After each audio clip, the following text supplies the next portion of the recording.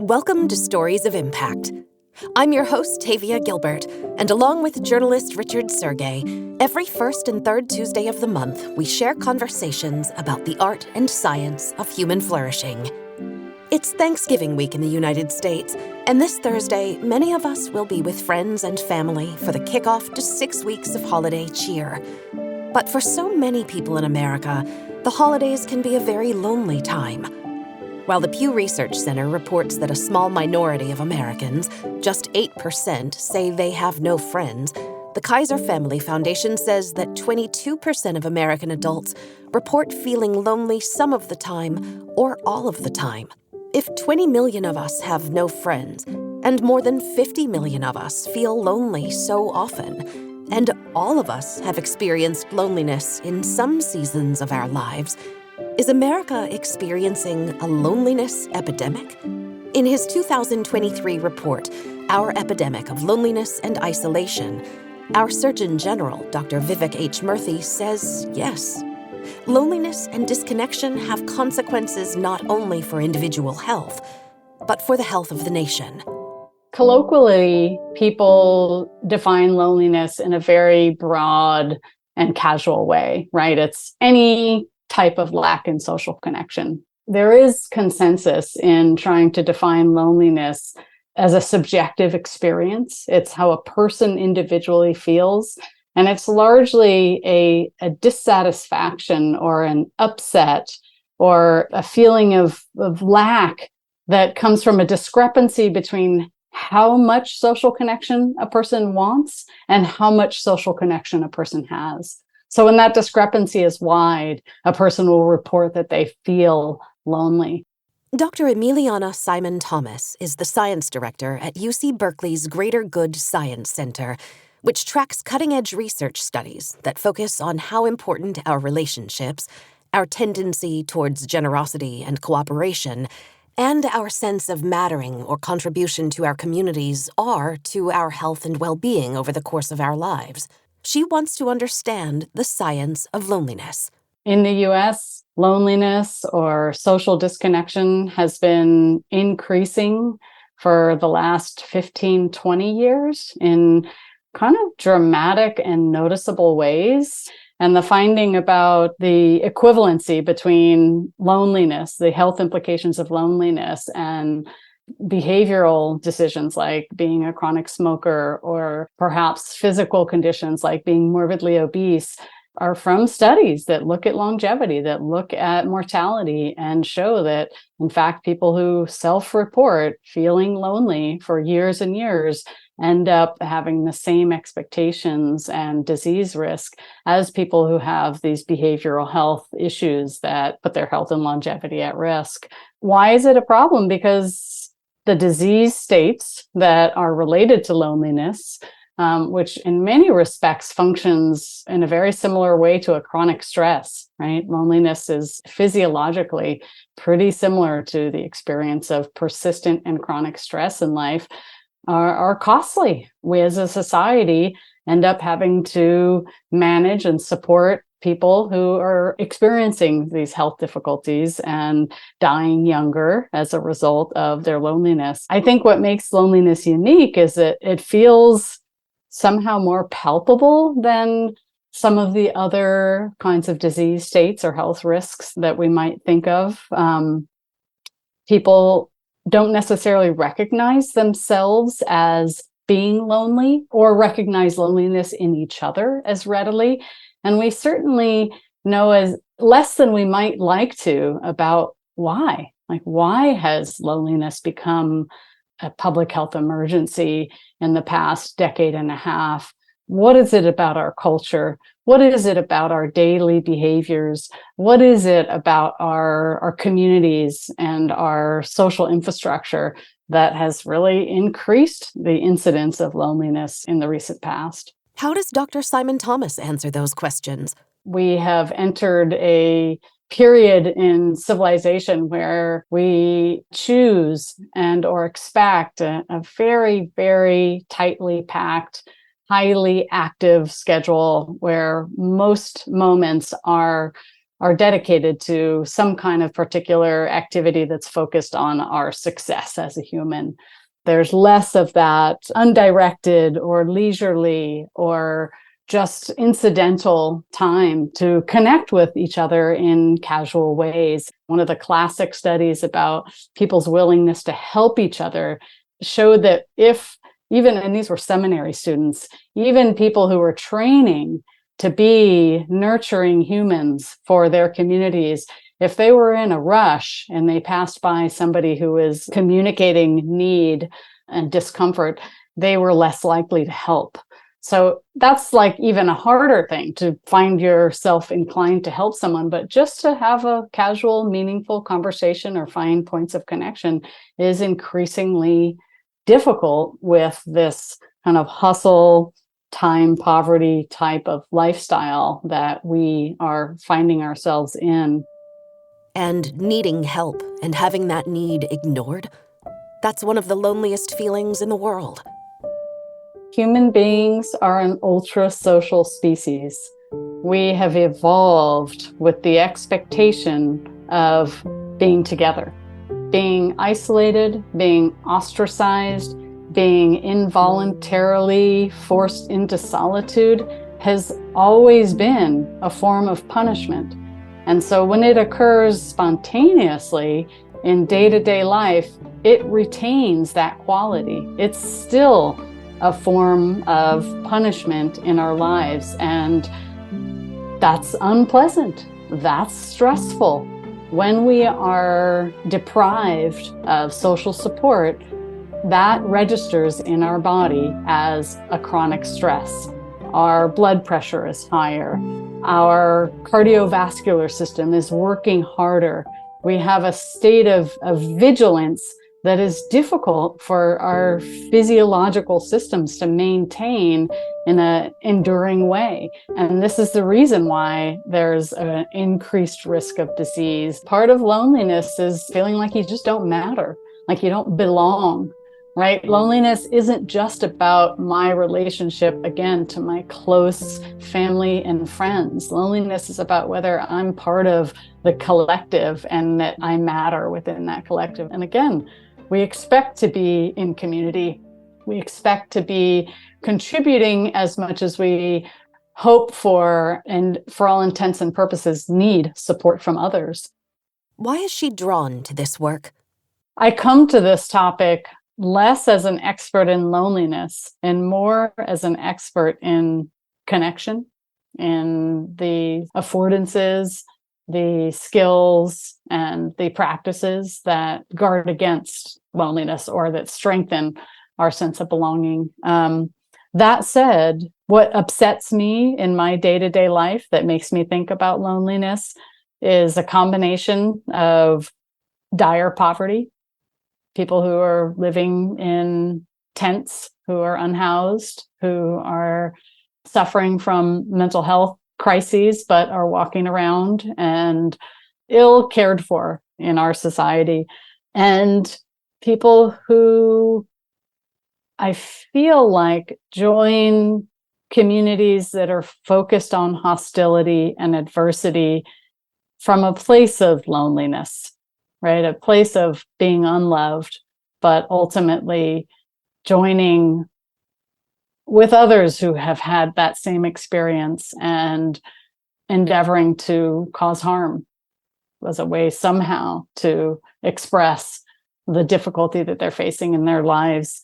Those are both parts of my day-to-day life that make me feel really concerned about loneliness. But isolation doesn't have to be as extreme as those examples of lonely people before it becomes a serious problem.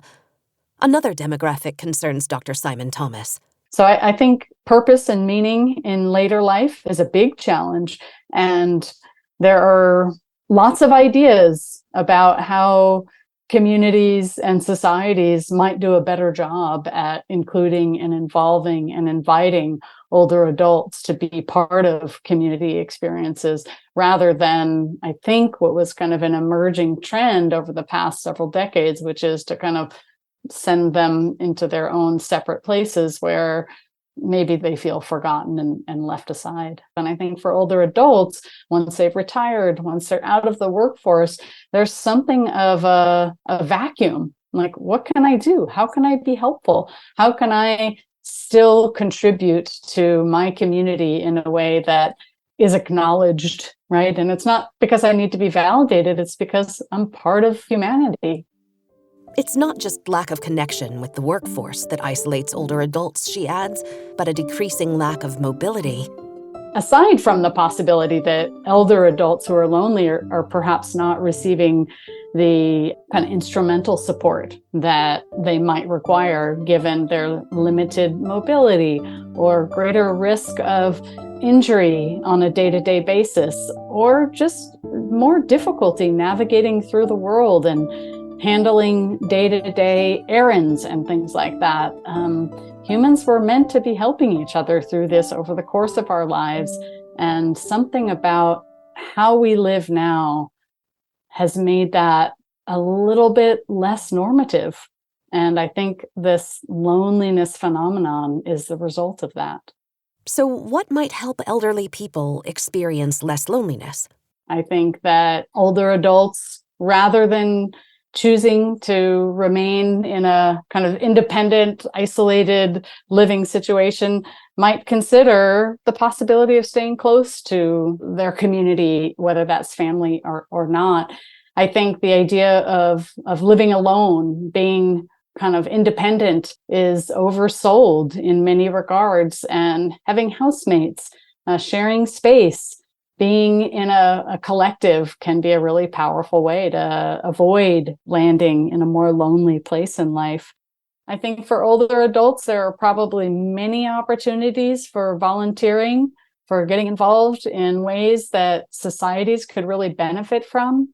It's funny, as a parent of teenagers, the number of requests that I get for volunteering, for donating time in one way, shape, or form to support a variety of activities. And it's very difficult for me to make time for that. But I think of my mother-in-law and I think, gosh, this would be something she would love to do, right? She would love to accompany the school field trip to the art museum next Thursday. But we just don't really have the structure set up for it. And some schools do, and some communities do, but that feels like a low-hanging fruit opportunity for older adults to remain involved in their communities. And I feel like there are, classic stories of places in the world where older adults live longer and healthier lives. Then that's one of the levers, right? That they spend more time with the younger generations. They have more contact with their children and their children's children in an ordinary and regular way.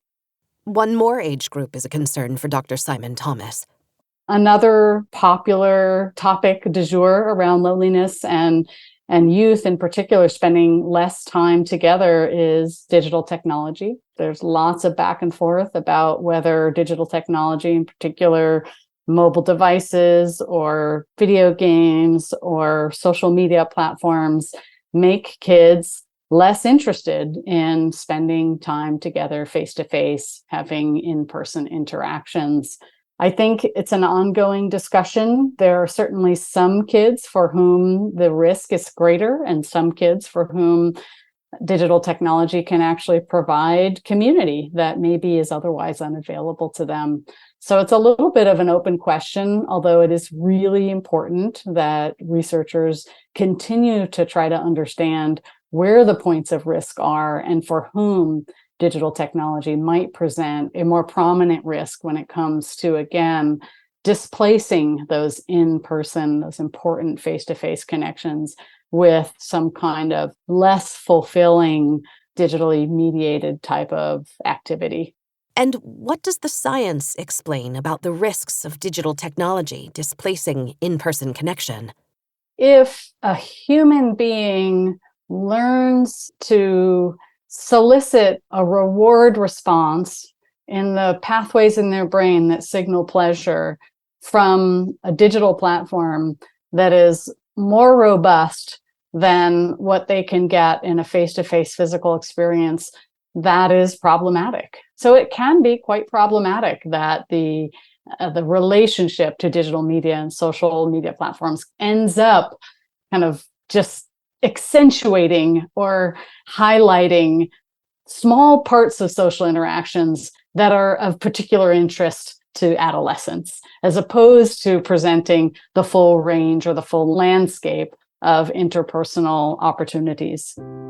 Dr. Simon Thomas doesn't deny that there are positive outcomes with some uses of digital technology. I think that if you live far away from a loved one, or perhaps you're in some kind of affinity group and you make contact with somebody from a different part of the world through Zoom or some other social media platform, that can be a beautiful way to form a relationship or a connection, or get to know about someone from a different geographical location, or maintain a lifelong friendship. But the context is the determining factor there. Affinity groups and identity-based communities can be a great source of connection and support. But when those groups become adversarial towards other groups, this causes more difficulty when it comes to the capacity for bigger collectives to understand one another and function in cooperative ways. It becomes problematic when social media platforms or communication platforms or digital technology gets used in ways that are not necessary for the kind of relationship that we're able to subsist or to maintain in our lives. So if I can talk to my friends at school during the lunch period, I absolutely should.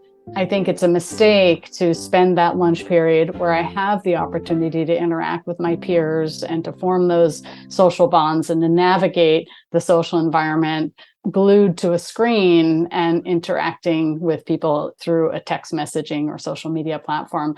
In that case, I'm displacing this other experience that is available to me in the here and now. And so I think we're beginning to understand that there's a context, there's a particular avenue for which digital technology can be of service and can connect us. Dr. Simon Thomas identifies other interconnected social conditions that exacerbate loneliness. I think one of the bigger issues that underlies polarization and conflict is inequality. As we live in a society with increasing socioeconomic and power and privilege inequality, this is a major contribution to polarization, and in many regards, as it trickles down, loneliness. Humans, we track inequality in a way that encourages apathy. We tend to diminish or suppress that feeling of compassion. We feel less compassion. And feeling less compassion kind of allows us to be just less concerned about the people around us. Can we remedy the loneliness that stems from inequality? One of the ways that we avoid loneliness is through simple day-to-day interactions with people who we encounter in our ordinary lives. It's not this big, heavy-handed, you have to have a deep and profound existential discussion with the people who you live with in your house every day or your colleagues at work. Sure, those things can be really meaningful, but those little interactions that we have with the person who we order coffee from, or the person who we cross as we're walking, from our home to our vehicle or to our place of worship, when we just talk to each other in these friendly and benevolent and trusting ways, we're building social capital that is the antithesis of loneliness. But inequality kind of makes us just less likely to do that. There's this immediate urge to kind of judge whether that person is kind of in my level of hierarchy. Can I interact with them, or are they too fancy for me? Or they kind of, I'm afraid to talk to them because I can't really relate to the difficulty that they're going through. I feel like it's a significant barrier that contributes to the polarization that we're experiencing, and then also to the loneliness epidemic that we're facing. What if Dr. Simon Thomas's studies of loneliness revealed? What the research is increasingly revealing is that my happiness depends on your happiness. My happiness depends on the happiness of everybody who is living close and, fairly far from me. And with all the digital technology connection that we have nowadays, with the fact that we are confronted with the joy and pain of everyone around the globe, everyone's happiness matters to my happiness. And I think that's a really important point for flourishing. I can't just flourish. Even if I work my whole life as hard as anybody could ever imagine, even if I reach the highest status that I ever imagined, I won't be flourishing unless everyone's flourishing. And that, I feel like, really matters. Dr. Simon Thomas says we can each do our part to be an antidote to loneliness. As an individual, there are ways that you can deepen and embolden your sense of trust and supportiveness with one another. You can get better at reconciling in the wake of conflict.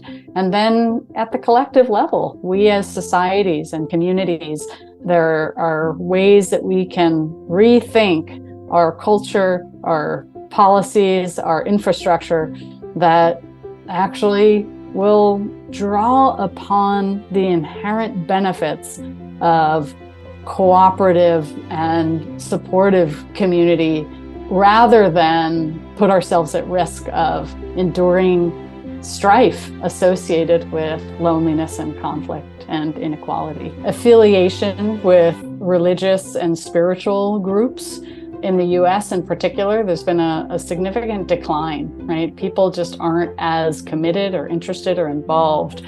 And it feels like there aren't a lot of things that have presented themselves as opportunities to fill that need for gathering together, reflecting on our moral values, engaging in shared rituals with one another. And I don't think they have to be about religion. They don't have to be about spirituality.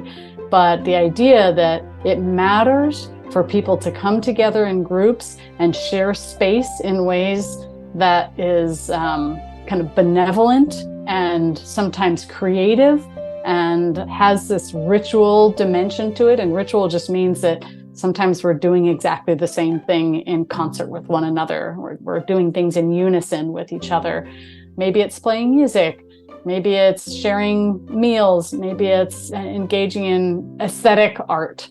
I do think that communities can do a better job of making space and creating opportunities for people to come together in informal ways that enable this shared experience and perhaps prompt conversations about morality and meaning in life. Can a remedy to loneliness be found in solitude? There's great evidence that nature bathing, right, spending time in nature is a very powerful benefit to kind of restorative physiological processes. You feel less stress. So I suppose if you are experiencing loneliness and in the throes of despair around your subjective experience of loneliness, going out into nature might begin to resolve that.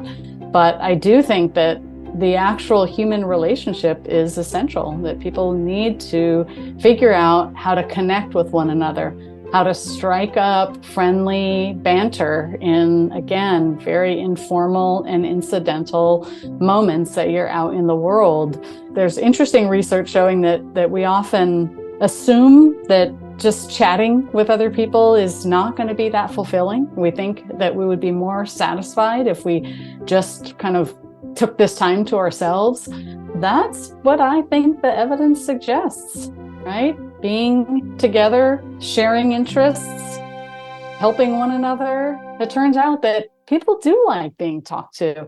And we also feel more fulfilled when we decide to engage with another person in a friendly way instead of just keeping our head down or alluding to an earlier space of opportunity instead of just looking down at our screen. Is Dr. Simon Thomas optimistic that the loneliness epidemic will be resolved? Will we become less lonely in America? I'm an optimist, and I think it's because I feel like we're evolved for social connection.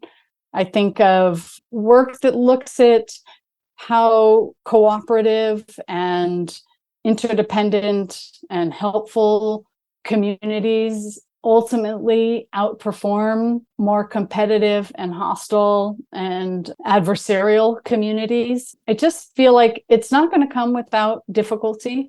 I honor the moment that we're in today, where there is a disheartening level of conflict going on in the world that is really difficult and painful to consider, and just hope that the long-term trajectory is one that will draw upon our innate kind of evolved predilection towards collective gain and benefit from being in community, as opposed to loss from being separated from one another. So yeah, I think I'm an optimist.